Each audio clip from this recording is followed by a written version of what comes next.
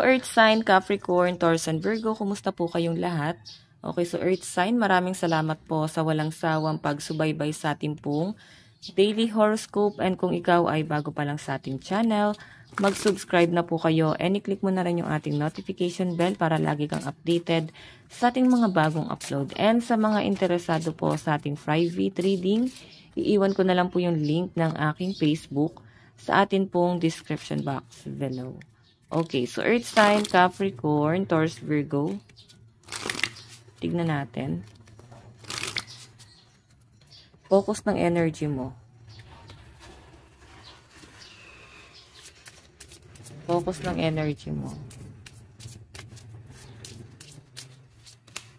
So guys, my breath connects to my life. Okay, Earth Sign. Nakikita ko sa inyo, nagbubugtong hininga ka na lang, no? Okay, parang alam mo yon, di mo alam kung ano yung reaksyon na dapat mong i-react ngayong araw. Or pwedeng ilang araw na to guys. Sa nakikita ko guys, parang napapailing ka na lang. Siguro may nangyayari sa inyo na parang hindi nyo gusto. Pero nandun kasi sa point na parang 50-50 yung decision eh. Okay? So, ayan no. My breath connects to my life. Okay, inhale and exhale. Mag-relax kayo Earth Sign, no? Siguro may nangyayari dito na parang hirap kang maging komportable or mag-relax. Yan yung nasasagap ko dito. Pwede rin naman Earth Sign na baka may namimiss kayo. Okay, so parang ilang araw nang, hindi naman tulala eh. Parang ilang araw na kayo guys, ganito. Siguro parang balisa guys. Okay, tignan pa natin.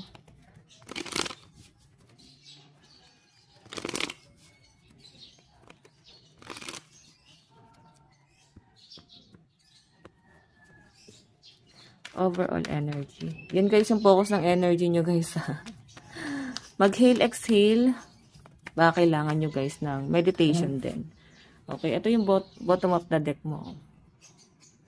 Honesty is the best policy. So, kailangan guys, wag tayong maging one-sided. Okay, maging honest. Sabihin natin kung ano yung side ng kabila and sa side nyo rin. Okay, para yung ibang tao is makakonect or mabigyan kayo ng tamang advice. Tignan pa natin guys. Earth Sign. Meron tayong 4 of Cups. May mga disappointment talaga kayo, Earth Sign. Nadidisappoint kayo sa isang tao. Pwedeng ganun yung nasasagap natin dito. Meron tayong, diba?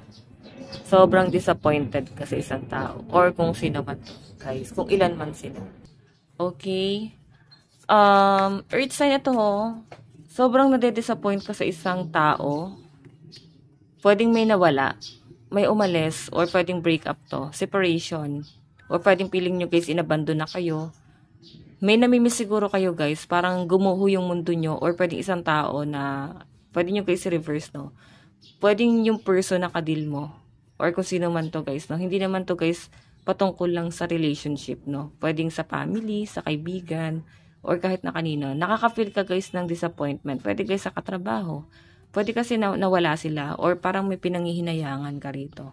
Nanghihinayang ka sa potential dito sa taong to eh. Tingnan pa natin. Meron tayong The Hermit. O diba? Nakikita ko guys, iniisip-isip ka nito Earth Sign. Parang ayaw niya guys masira yung relationship yung dalawa. Ayaw niya na magkaroon ng issue pero nangyayari. Okay? Tignan pa natin, meron tayong The Moon. Diba? May nagsinungaling dito. Okay, may nakikita ko guys parang may sinungaling. May naglihim. Yun yung isa sa dahilan kung bakit nasira yung tiwala mo sa taong yun guys. Or pwede rin naman guys na nawalan ka ng tiwala sa kanya. Pwedeng napatawad nyo na to Earth Sign.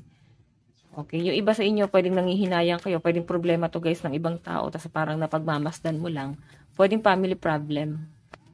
Ayan. Okay, so family problem, yan yung nasasagap ko rito. Siguro, nandun kasi sa point na alam nyo yung tama, pero hindi na lang siguro makikialam yung mga earth sign. Kaya siguro guys, napapabugtong hininga ka na lang dito. Pwedeng family problem to, pero hindi ka guys makikialam. Kasi, tapos ka na dun eh. Nangyari na sa inyo yung parang nagkaroon ng kaguluhan, parang lumayo na kayo. Okay? Parang ano eh, mas pinili nyo na guys yung peace of mind nyo. Pero parang hinahabol pa rin kayo guys ng ano, siguro ng chismis.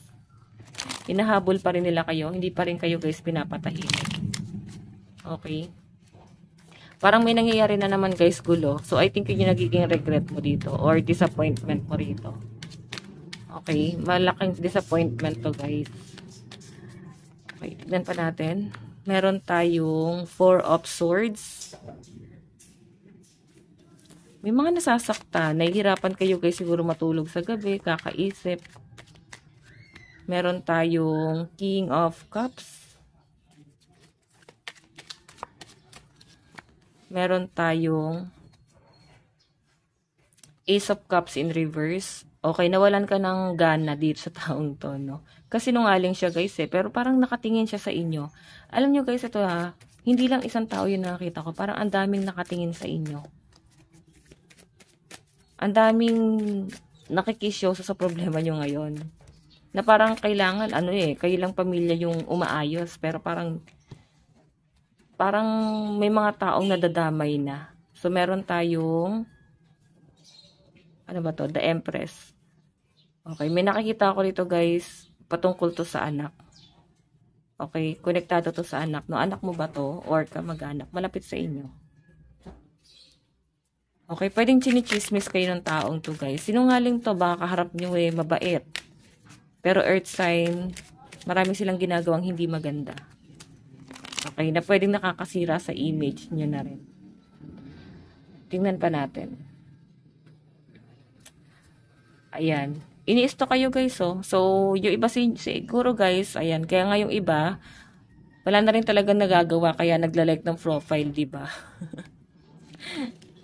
Yung iba, ang dami pa rin nasasabi bakit naglalak ng profile. Yun is para sa privacy, guys. Okay? Para sa privacy. So, siguro, yung iba sa inyo nakalak yung profile nyo, hindi kayo guys mastok nito. Hindi nila guys malaman ano yung ganap sa inyo ngayon. Okay? Tignan natin guys. Advice. Meron tayong chanting. O, diba? Meditation.